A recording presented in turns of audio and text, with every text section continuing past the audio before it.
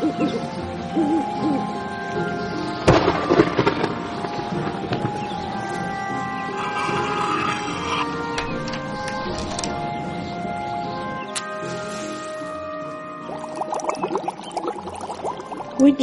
and Weird podcast. Hello, Witchy and Weird. I am here with Tia Johnson today, and Tia mentors spiritually centered people to break free from society's obsolete and oppressive lifestyle standards, to crack the code of their spiritual gifts, heal, reconnect with the goddesses, and live their truth to create the magical life of their desires. Tia does this by providing intuitive insights, certified spiritual healing practices, and lifestyle strategies through mastermind summits and retreats. Tia is an eclectic witch, spiritual lifestyle mentor, speaker, and two-time self-published author and podcaster who has spoken to at several conferences and events in Canada, Ghana, Bahamas, Mexico, and throughout the United States. Hello, Tia. Welcome. Hello. I'm really excited to finally have you on. I have been on your podcast and I've worked with you on one of your online retreats. So it's a pleasure to finally have you over here on my side of the internet, I guess. I'm super excited to be here. It's always a pleasure to speak with you. Yeah, and I'm really excited to talk to you. I think that a lot of coaches or spiritual practitioners, they share their lifestyle, but they don't actually make it their business to help people with their lifestyle. And I think that that's really cool that I don't know, I think a lot of people don't see that as a lifestyle or an option for a lifestyle. And I think that there's a lot of power in saying, I want my lifestyle to be this, and I'm going to work with somebody to help me do that. Because I think that's where a lot of people feel unanswered questions. So I'm excited to pick your brain about that. Absolutely. Yeah. And it's hard for some people because depending on their environment, they can't be as expressive to make it part of their lifestyle as a whole. So my approach is to look at it from a building block perspective, where they can start off with changing their nail color, wearing different jewelry, and then progressing to going to events and traveling that really piques their spiritual interest, so they can just get themselves out there more and more until it becomes a full-fledged lifestyle. I love that. So I'm curious, I always love to ask guests, how'd you get here? What's your story? How did you decide, I'm going to help people with this? Yeah, my story goes back over a decade now. I had to think about, time just becomes a warp of things now. But yeah, it started over a decade ago with the death of my grandparents. I was extremely close to them and I was grieving. It was really my first time that I was just thinking, I don't know what to do, what's going on in my life. And I ended up, what I learned in hindsight was going on a spiritual journey. And I learned a lot about myself. Some of the questions I asked was, who am I really? Am I really living life? Because at the time I had a wonderful job, wonderful active social life, but I really felt like something was missing. And it was their deaths that triggered that. I wanted to help people who were also grieving, because I figured if I'm grieving, then there must be others. So I ended up getting certified in various spiritual healing practices and creating my business in the process, just really solely to help people who were grieving. And then it just ended up taking a form of its own over the years. Wow. Were you spiritual before that? Or you said it triggered your spiritual awakening. So were you excuse me, was it, I don't know. I think that, I don't know the timeline because you said it was 10 years ago, but just to be this happened. And then I just decided I'm going to learn all this stuff. That's so crazy. I feel for some people, it takes way longer to even acknowledge that part. Yeah. No, for sure. So yeah, I would say that's the more conscious spiritual awakening, if you will, because as a kid, I had premonition dreams. I would know things about people. I would have visions with my actual eyes, not just my third eye. This is before I learned about third eye. And yeah, my grandmother, she was very influential in my life, and she studied dreams and numbers all the time.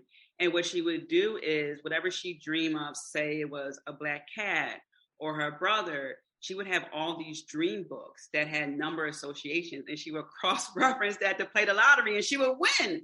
Oh my So God. it was just, it started really with that and me confiding in my grandmother this dream I had, and she said, yeah, that's a premonition dream.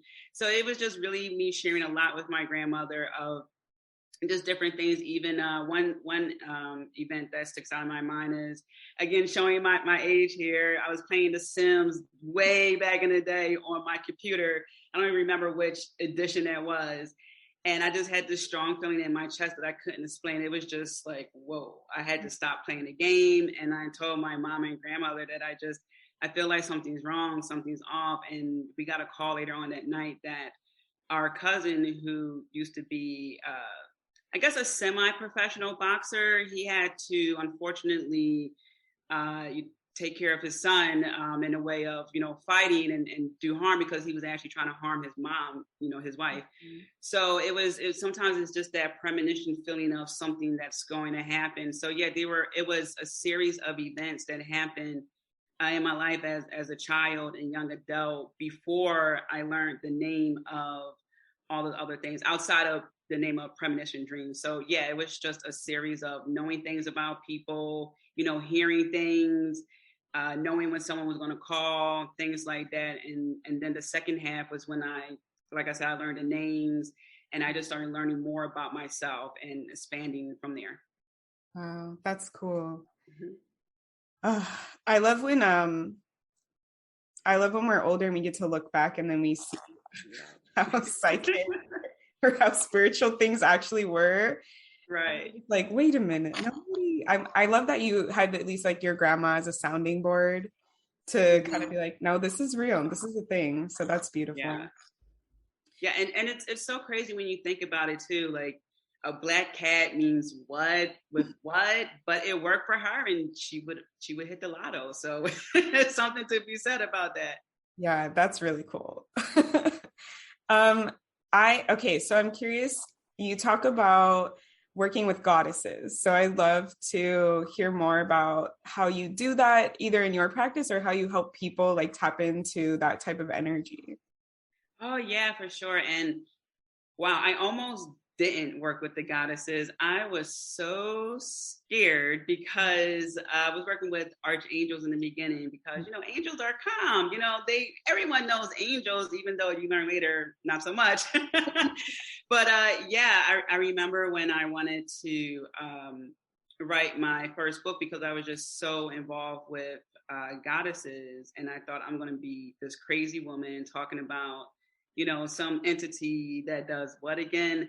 And I heard, write the book. So I did. And what ended up happening was I just incorporate more goddess work into my craft. So it's a combination of me channeling the goddesses, me just, chanting their names. Sometimes they appear to me in dreams, and then I learn about who they are. For example, with goddess Hecate, my patron goddess, I only knew a little bit about her, very little, before I had this dream. And so much so that she wasn't on my mind. And one day I had this dream, and it was a being that looked like a dark elf that I was fighting. And this whole transition happened from the Morrigan, which is, again, another goddess who I knew so little about.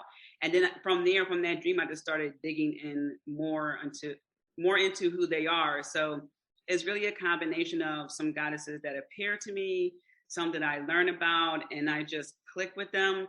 And so I would light a candle, or I would just, as I was saying, chant their name. I would ask them to go before me in a meeting or something like that I really don't want to attend. So yeah, it's just a combination of having conversations with them and just sitting in quiet and receiving messages. And every single time I'm worried about something, I always hear, the goddess, especially Hecate, will not forsake you. She's not going to leave you abandoned or anything like that. So yes, it's combination of conversations, just receiving messages in quiet, or if I'm in the shower working with Yamana, that water element and things like that. So yeah, it's just incorporating the goddesses in every way, shape, and form, even as simple as drinking a cup of coffee, as I'm just sipping it and, smelling the aroma. I'm just saying, thank you, goddess, thank you. So it's just really ingrained in that manner. I love that. I think something that really fascinates me about you and what I like watching you on like social media and your practice is like how you're able to fuse, I don't even know the right words for this, how to fuse magic into a lot of mundane. Like you were one of the first people that I saw that inspired me. I actually do this practice now. Like you talked about rubbing oil like on your feet and like really like pampering your vessel, and like how you're saying like that ritual of just drinking the coffee and having that gratitude associated with it. Like people just drink their coffee, they don't even think about it in a spiritual way. I'm like curious if that like came from the goddesses, if that was like something you learned, but yeah, it was like really inspiring. So now I make oils in my business and I will use them like on specific parts of my body now. And it's helped me to see, I guess, my body in more of like a vessel magical way. Yeah, absolutely. But yeah, I don't know if you have like anything to share around like that and your like practice to make taking like mundane things and making it magical. Yeah, absolutely. Yeah, that was me experimenting. So if I have an oil, say for excuse me, money, prosperity, I think, well, when I'm walking to places, I want to walk into opportunities and I want to also attract opportunities. So, I have a nicely pedicure, feet. I'm like, this feels smooth. So let's make it smoother with some oil. So I just figured, okay, well, let's put the money oil on the feet and just chant, every room I walk into, if there's an opportunity waiting for me. Where I walk, I leave, glitter and magic, and I leave my mark. So yeah, it's a combination of me experimenting and the guidance. Yeah, sometimes I would hear, wear this necklace, and I would put on my amethyst necklace. So yeah, it's definitely, that how can I make this a little bit extra, a little bit more than. And even with back to the coffee, I have little cinnamon sticks. I got them from a local market, I just put the cinnamon stick in there and, just connect with a prosperity goddess, whichever one, people want to connect with, like Lakshmi. And I just ask, her to bless me as I'm stirring the cinnamon clockwise. So yeah, it's definitely what I encourage people is to experiment, because the mundane is the framework, and once we add the magic on top of that, now it becomes a little bit more. So it could be just about anything while you're brushing your hair. With every stroke, there's a new opportunity, there's a new whatever you want to have, whatever you want to say, as you're doing that. When you're eating, thank you, goddess, for this abundance. And then you can pick an abundance goddess and work with connecting that way. Even with clothes, I feel like I'm more channeling Lilith right now with the black and red. So you can just think like, okay, what would this goddess wear? What are her colors? And how can I incorporate that into my life to channel that even more? So yeah, it's that combination. I love that. Yeah, because I think a lot of people get stuck up in like, I need to just have like an altar or a space. Right. And that can be hard to maintain, or maybe you don't have the freedom to actually have a space for that in your home. Right. But I love that you have all these, it feels truly like life hacks for things. Yeah, so we can move amongst the muggles, It's so true. I love that, because if you already do it, now you're just adding the gratitude, the intention into it. You're adding that magic into it, and that makes it like so much more meaningful. Oh, okay. So it sounds like you work with goddesses both as a patron, like more traditional, like witchcraft way that we've seen, but also in what I've seen, I guess the modern way, but just like using their essence, their intention, like their magic, and like just connecting to that. Right. Yeah. And that's what I focus on a lot too, because we live in a world where we can't do certain things. Like, for example, I live in a city, so I can't necessarily just go down to the local, wooded area and really get involved with the goddesses and nature in that way. So I figure out ways I can incorporate, like the city witchy life and things like that. Or even when I'm on vacation, I figure out like how I can incorporate that if I'm on a beach somewhere like that. So yeah, it's definitely a combination of the new and the old, for various reasons, but namely because of where I live.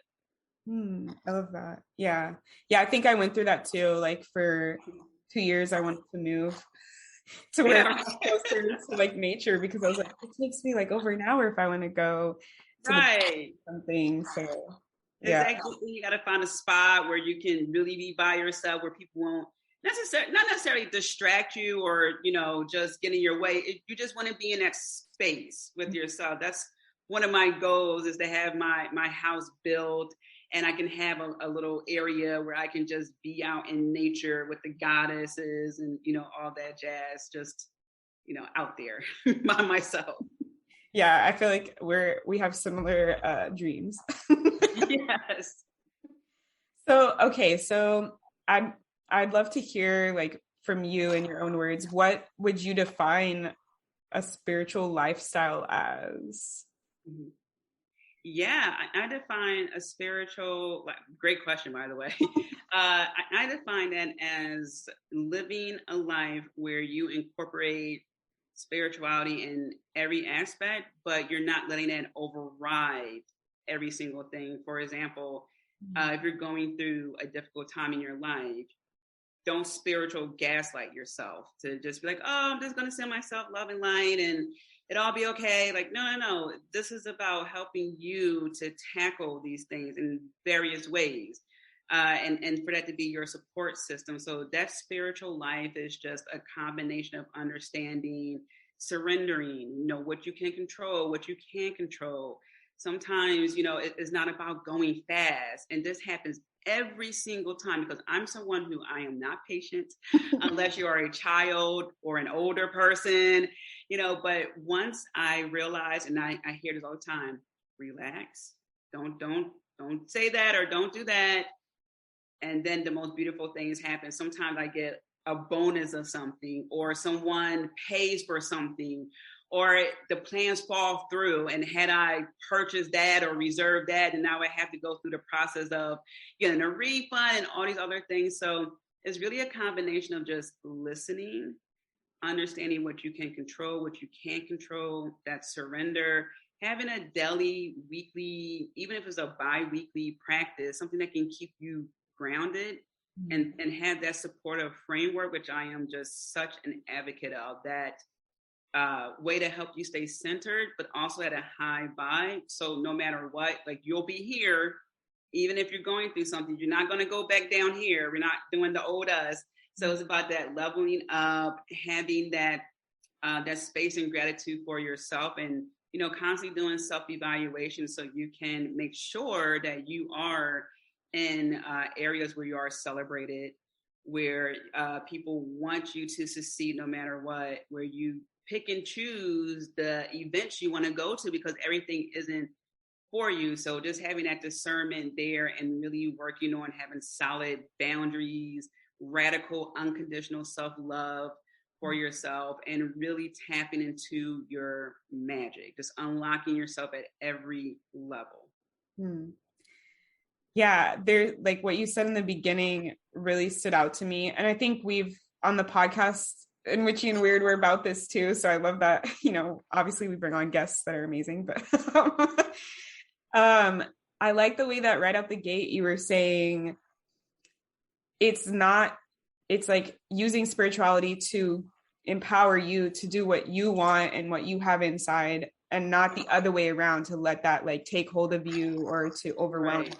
Because I think a lot of people, especially when they are going through their spiritual awakening and like with all this stuff in the new age spiritual communities floating around, that's just like culturally appropriative or just all this stuff, like just right out the gate, you're like, it's not, you need to buy into a system, you need to follow a set of rules, you need to like do everything the right way, otherwise it won't work. It's really for a system for you to feel empowered and feel supported and make decisions. I really like that. Like, I know it seems like very basic or simple when we're thinking about it, but it's so revolutionary and like what we've grown up in, even non-spiritually, like society we've grown up with. You have to do this, you have to grow up and be this and fit into this.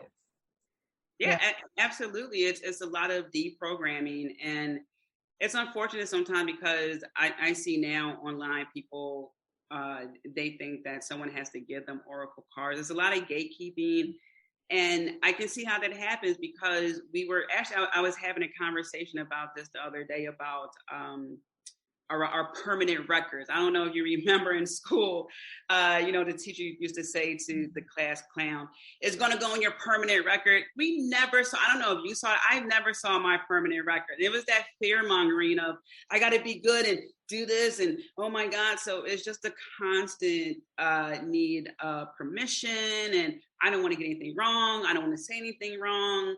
But what you end up learning is,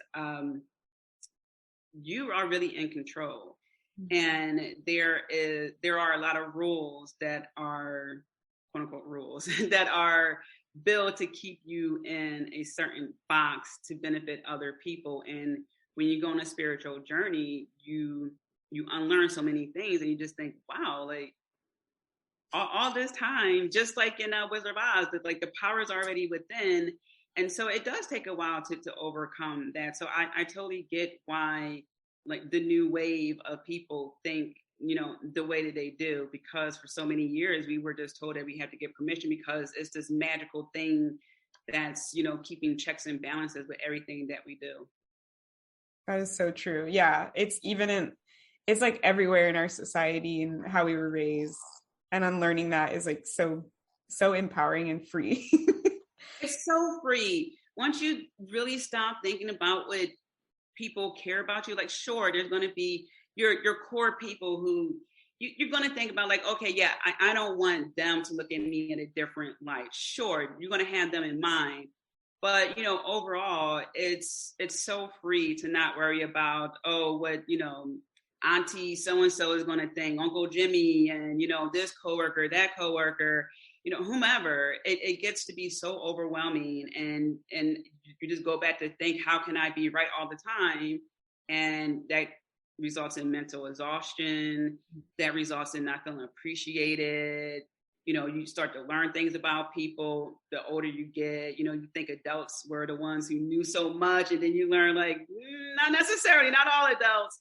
So yeah, it is so multi-layered, but it is so freeing when you realize you could do the best thing. You could be a good person and help people, and someone will still find an issue with that. Mm-hmm. So why not live your life? Why not just step by step, put yourself out there more? And in that process, you will find the community that will celebrate you, that will welcome you, that will challenge you in the right way, give you great advice, who want you to succeed no matter what. Not just you getting to a certain place and that's okay. That's an issue too, where some people are okay with you saying, for example, having a house with 2 bedrooms, that's okay. But don't get a house with 5 bedrooms. It's okay if they can emotionally dump on you, but if you get boundaries, now that's a problem. People, they like you to get a little bit far and have a little bit of a say-so, but not too much. So we have to also be cognizant of that along our spiritual journey, because we do want to help people, and we want people to grow with us and be there with us, but it's just not possible. I love that. So what advice would you give to people, or maybe like some starting stuff? So I guess I have 2 questions in this, but the first one would be like, what would you say to people who maybe want to define, maybe they've never thought about what they want their spiritual lifestyle to be, what they want their lifestyle to be? They're like hearing all this and like, yeah, you're right. Like, I don't need to listen to other people. I don't need to do this. And like, okay, but what do I want? Like, do you have advice on how people can start to get those answers from themselves? Yeah, one of the first things I did was look in the mirror. And I was someone who rarely looked in the mirror. I mean, just to make sure that, my hair was brushed, something like that. But I would say look in the mirror and start with that conversation with yourself. One of the first things I asked was, because I wanted to be sexy years ago. I'm like, how do I be sexy? And I looked in the mirror like, how does this happen? What do I want? And I just looked in my eyes and looked in my eyes. And, it's like you're just constantly going in. So first, you got to look at yourself, really, and really, truly look at yourself. And then ask yourself, what do I really want? Who am I? What do I like? What am I tired of? And when you are asking yourself those questions, things are going to pop up like, yeah, you know what? I am tired of constantly showing up for Jennifer. Every time I speak with Jennifer, it's always, her ex-boyfriend issues or whatever issues, or, you know what? It's just the same on repeat. I'm tired of that. I'm not going to do that anymore. Or it's, you know what? I don't like the way I dress anymore. I'm going to change that. I'm going to go to, this Rite Aid, a local store. I'm just going to look at a magazine for inspiration, or Pinterest for inspiration, or, follow people. You might have to work a little bit more to curate this because of social media, but, find people to follow on social media, their style, and work from there. So think about the colors that you love. Think about even going back to childhood. What were some of the things that you absolutely love to do, love to wear, whatever the case may be? With me, I went through a TLC phase, and those women, they had their own different style. So that was the inspiration. How can you craft your own style? Fashion is, subjective, really. It's art. Craft your own style. People are going to say things anyway. So yeah, just start there, deeply looking at yourself, because you're going to go on this journey of getting comfortable with yourself. So you have to be able to look at yourself deeply and, ask those questions. What do you like? What do I like? What don't I like? What would I want to do going forward? How do I want to look going forward? It's a series of questions, and that will put you on a journey to get you to where you want to be. I love that. Yeah. And I think that ties back to like your definition earlier about using like your intuition and your discernment and not letting other people define things for you. So I think I did the mirror thing. It was really intense for me. Same, like I tried to avoid looking in the mirror as much as possible. And when I did, I would like judge myself. So it was a whole thing. And the first time I just sat and just looked at myself, I was like crying. Yeah. Oh, the cry sessions. Yes. Yeah. It was a lot. It was like, oh my God, this is actually me. And I'm actually just like witnessing myself for like the first time. And it was very intense. But yeah, I think it does help you connect on a deep level and answer those questions that might feel like hard to answer. Mm-hmm. So what, in terms of like finding what you want and exploring and changing, I like that you talked about checking in regularly, right? Like, so do you have any practices that you can share, either witchcraft or regular? Like you talked about looking in the mirror, like, and then, finding those answers through clothing, through what you want to look like and stuff. Like, do you have other stuff that you would tell people, like, try this, try that, or this is a good way to find answers and stuff like that? Oh, yeah, for sure. I love appealing to the senses. So I love burning incense, and I get incense from various witches, and I just, take in that aroma. I look at the smoke, and I forget what the technical term is for, when you look at smoke for messages. Yeah. But yeah, I look at smoke and I see which way it's going. I look at the fire. If I'm burning, say like a petition, I look at, where the fire is going. So I love fire. It's it's the main element in my birth chart. So I'm just like all fired out. So yeah, I do a lot of like work with fire. And even when that petition burns or the ash from the coal burns, I look at the form it takes inside the cauldron, because I have a nice little cast iron cauldron. And so I do that. Music. I go on YouTube. I pull up different, what is it? The Hertz, like the 888 or the activating DNA, or even like going to Spotify and typing in witchy music or like sensual music, things like that. So yeah, it's just a process of appealing to the senses, and lo and behold, it's just so crazy. I would get a vision, a message I would hear, some form of direction, and it just puts me right back on track. Because it happens sometimes we get frustrated. Like I said, I'm impatient. I gotten better over the years, but I'm not quite there. And it's just like, okay, what I'm supposed to do next, you want some, want to like help me out here? You want to send some, like messages or something. So yeah, it's a combination of that and, just relaxing. I would relax on my sectional or, I'm in bed. Sometimes when I'm in the shower, I would play music. Like I do have a shower playlist. But yeah, it's just again, it's just like a lot of combination of things that I use, and I get it, like I said, a vision, or I would hear something, or I'll get like a notion to go somewhere. So yeah, that's what helps me. I love that. Yeah, I think we talk a lot on the podcast about embodiment, like connecting to your body. And I love that your advice is completely different than other stuff, like a lot of mainstream stuff, like meditate or do this. And I like how you're incorporating the body, like using your different senses that you have to help you like sit deep into yourself or to clear whatever way so you can receive those answers. I really love that. I'm like getting all these thoughts about things I want to try. Yeah, I even sometimes I take, say, like after I got out the shower, I would have my oil on my nightstand. And so I'm just getting used to, like feeling my skin again, because we spend so much time outside of our bodies, especially, over the years where, marketing companies, tell us, how to look, how to dress. And, I've been there where I used to wear these most uncomfortable shoes because fashion, who cares? So yeah, so it's also about just as you were saying, like getting back into your body, like sensory, like just touch your skin, just give yourself a hug, and get back into that to just get comfortable with who you truly are. So good. So it seems so simple, but it's like really powerful. Yeah, it's crazy. Yeah, it is really simple, right? It's like taking a shower, and we put on lotion anyway, right? But swap out the lotion for an oil from a witch. There you go.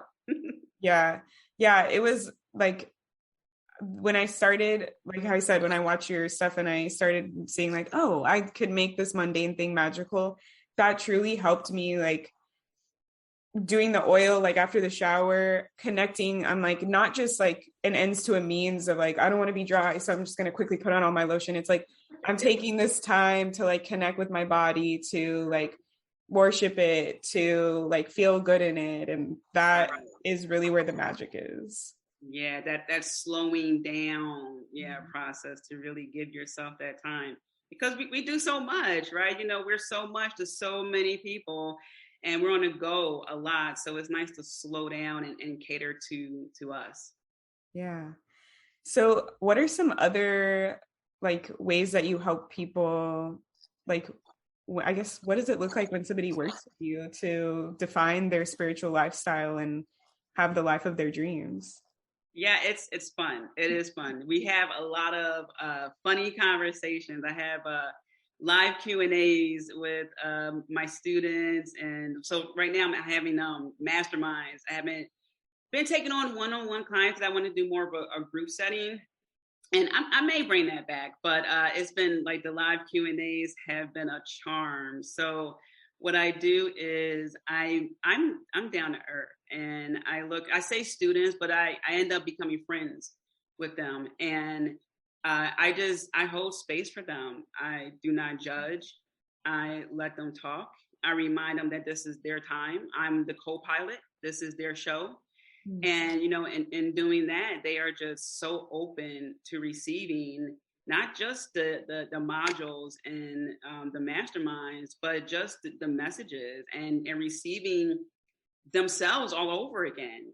Because just as I was saying, a lot of the people who come to me, they are so many things to so many people, and they have great hearts, and they end up putting themselves last. You can put yourself first and help out everyone else. So it's that transition that happens, and it happens pretty fast for them as well, whether they are implementing boundaries or they're putting themselves out there a little bit more. It varies, but they have pretty quick results and is long lasting, and they can always revisit the material. So as they grow, they can, go back to something that maybe didn't click as much because other things clicked, and now that can click, and then they can use that. So it's a constant growth. We're always laughing. I tell stories about my life. And yeah, it's just a really down to earth experience that I hold space for. And, just let them grow and remind them that, this is really your show. And, you have any questions, we even go through real life situations for them. So when someone works with me, that's what they can expect, is really someone who's like a friend who happens to know this information. Sort of like, what was the guy from Game of Thrones? He just says, I drink and know things. It's like, I do spirituality and know things. So it's just like, yeah, I'm just like a friend that's your cheerleader. And, I'm here to help, as I tell people. And yeah, it's just that space that I hold for them. I love that. What you said about like rediscovering yourself or like relearning yourself, that like really hit me, because I think that not a lot of people take the time to like be with yourself and to ask yourself, like, we talk about this like in my household with my partner and stuff. There's this weird feeling of when you realize that it's not fitting anymore in your life, you've maybe moved on, then you think, I need to go back to what I was when it felt like I fit the last time. And so there's like this living in the past, trying to like recreate. And it's like you're teaching people and giving them the freedom of like, it's not that, it's about recreating, re-understanding, like creating new, rechecking in, like all this stuff. And and I want to put on a t-shirt where you said you can put yourself first and still help everyone else. Like, I love that. I'm like, please, again in the back, please, like, like you could still do it. Yeah, because I think that's a big fear. Like, who am I if I'm not defined by somebody else? If I'm not how this person sees me, how that person sees me, and you're giving people like permission to define who they are for themselves. Yeah, because people think, oh, if I don't do this, then I'm a bad parent. It's like, no, you're not. Kids will see what you're doing and soak that up like a sponge. Okay, the whole notion of do as I say, not as I do does not work. It never worked. Okay, so it's one of those things that again, it's that unlearning process. How can you really show up for people if you are so drained that you can barely do anything? Right? It's just, as the saying goes, when you're on a plane and there's turbulence, what do they tell you? Put the mask over yourself first.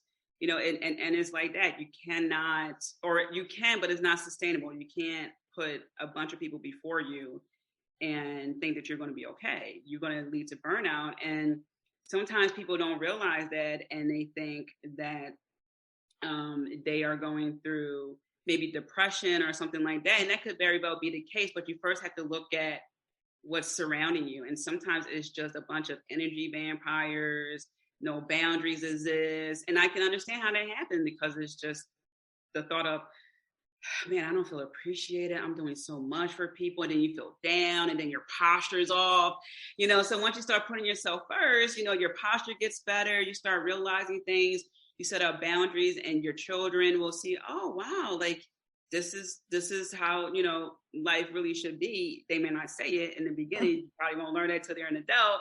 But, people need to give children a little bit more credit, because they pick up on a lot, and they are smart. So, yeah, it's just about, the more you replenish yourself, the more you can help others in various ways. It doesn't always have to be this big, gigantic, process of helping someone. It could just be, hey, you want to get a cup of coffee? And you may not know that person needed that cup of coffee that day to just sit down and talk with someone. But because you had just poured so much into yourself, that a simple cup of coffee is just that. It's like, yeah, sure, of course, as opposed to, no, I got to go home because I got to cook for the kids and all this other stuff. Not saying that that's bad, but again, it's one other thing for you to do that could have been delegated. that, could have been, or maybe a meal prep. You don't have to do every single thing because you can. And because you choose to delegate doesn't mean that you're less than. This is funny that you're bringing this up, because my next question was going to be like, you talked about like you help people with like obsolete beliefs and things like that. So I was curious, what are like the most common things that in your practice with people that you don't need to do this? The most common one is, putting everyone's emotions before your own. If I live the life that I truly want to live, what will my mom think? What will my, dad think? What will auntie so-and-so think? What will the friends think? And the thing is, some of them will get it, some of them won't.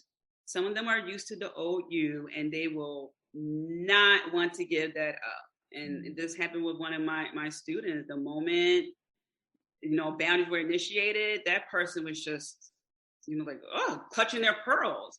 And, that's when I said, well, that person knew what they were doing. And that's the other thing, too. People ask me. So the Uber driver yesterday asked me this. He goes, I'm wondering if, people who do that to me, they know what they're doing. I'm questioning them like, yeah, most of the time they do. So, yeah, it's a lot of putting people's emotions before your own. And so many people are really scared to do that because they don't want to let them down. They have good hearts. And they are, overlooking because they love, these people, all the faults, all the offenses they've done, because they want to get to a point where they can have a good relationship with them. But sometimes you can't. And you have to either distance yourself completely from them, or, just continue with the healthy boundaries where you can, see them here and there. So the number one thing is putting other people's emotions before their own. I don't want to, create a confrontation. I don't want to ruffle feathers. Speaking up, being direct, saying what you want, don't want, what does work for you is not an offense. It's not anything bad. And a lot of people are programmed that, if you say this time doesn't work for you, if you're at a job and someone wants to hop on a call, that you're a bad employee. No, if it doesn't work for you, tell them like, hey, actually I have, a meeting before this time. Can we, make it whatever time? So yeah, it's that. It's also understanding how they can be expressive, but also protect themselves in the same way. Some people are in situations where they cannot be fully expressive. They cannot show up as their true selves. And it's understanding how they can do that as well until they get comfortable enough with themselves and build up enough. It's not just confidence, but just also, and this is the thing I help people with too, the witty comebacks, because you're going to have to stand up for yourself eventually. You're going to have to take that stance, and people are going to question you. So it's also understanding how can they be responsive to that, but not have it escalate into a confrontation. So it's really a combination of that. That second one is interesting. Yeah. Teaching people it's okay. I think a lot of people talk about just be authentically you. It's okay to be authentically you, but then people don't show you like, so what happens when I'm actually authentically me and people don't like it and they're saying things to me? What do I do then? Exactly. Yeah, I see that so often. It's like, be authentic. But here's the thing. Some people are in situations where they could be living with their parents, and their parents are just like, witchcraft? Oh, heck no. Excuse me. Or maybe they are, in an apartment and they're sharing it with someone and they just can't be out in the open. Or maybe it's just not safe for them for whatever reason. Yeah. So yeah, I also provide ways that people can just incorporate simple things, maybe like a bamboo plant on your nightstand and a crystal. A lot of people overlook crystal salt lamps. So you can start there. I provide ways that are, that can be easily overlooked by muggles until people get fully comfortable, and also in a safer environment, because that's the thing too. A lot of witches still get harmed, for who they are. And I definitely, acknowledge that. Yeah, I love that. I just see it as like a sliding scale, but I also see it as like, it can probably feel, it's a better way to look at it. I like your phrasing, like, blending in against the muggles or hiding in plain sight, like that makes it feel like, okay, I'm doing something secret, that only other witches know about. As opposed to like, I can't do this, it's unacceptable. So I like your all the empowering ways, like the perspective shifts that you have on everything is really cool. Thank you. Yeah. So before we go, where can people find you? Where can they work with you? What's going on in your world? I'll put everything in the show notes as well, but I just want to give you this time to like shameless self-promotion. Shameless self-promotion time. Yeah, I am on Instagram mostly at I'm like, what is my Instagram name?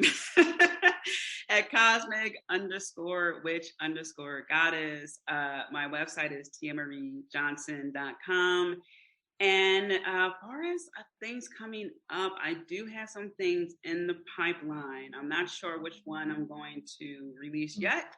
So I would just say stay tuned, connect with me on Instagram. I do live collective readings when it's like a full moon, new moon sometimes. So, we can definitely stay connected. I am very active on there. I'm not going to leave you on red or anything like that. So yeah, connect with me there and pay me a visit on my website. Yeah, thank you so much for coming on and sharing your wisdom about goddesses and witchcraft and permission and living your dream life. It's truly empowering. Just even just following Tia isn't, like I said, I'm watching Tia just live her life and then I'm like, oh, this is so cool. I never thought about this. Oh, thank you. Melts my heart. All right, everybody. So until next time, bye. If you love Witchy and Weird podcasts, support us by donating monthly for as little as 99 cents at anchor.fm/witchyandweird/support. You can cancel at any time and 100% of the proceeds go directly to the pod.